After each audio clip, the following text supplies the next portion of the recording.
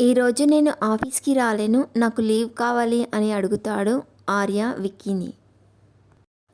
మరి వర్క్ సంగతి ఏంటి అని అంటాడు విక్కీ. అదంతా పద్మావతి చూసుకుంటుంది అని అంటాడు ఆర్య. ఆ మాట విన్న పద్మావతి ఒకసారిగా షాక్ అవుతుంది. తన వల్ల టైం వేస్ట్ అవుతుంది తప్ప పనేం జరగదు అని అంటాడు విక్కీ. మిమ్మల్నే అర్థం చేసుకున్న నాకు మీరు చేసే పని అర్థం చేసుకోవడం పెద్ద కష్టమేం కాదు అని అంటుంది పద్మావతి. అయితే నా ప్లేస్లో ఒక్కరోజు సీఈఓగా వర్క్ చేయని అంటాడు విక్కీ. విక్కీ అలా అనేసరికి ఇంట్లో వాళ్ళందరూ ఒక్కసారిగా షాక్ అవుతారు. అయితే ఇప్పుడే వస్తాను అని చెప్పి తన రూమ్కి వెళ్తుంది పద్మావతి.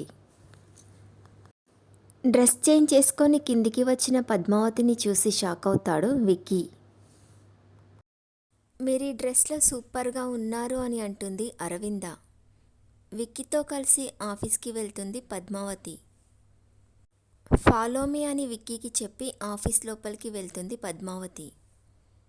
ఆఫీస్ స్టాఫ్ అంతా కలిసి బొకేలతో పద్మావతికి వెల్కమ్ చెప్తారు. మీరు మీ వైఫ్ని సీఈఓని చేశారు, మీరు చాలామందికి ఇన్స్పిరేషన్గా ఉంటారు అని ప్రెస్ వాళ్ళు విక్కీని పొగుడుతూ ఉంటారు. సీఈఓగా విక్కీ చైర్లో కూర్చుంటుంది పద్మావతి.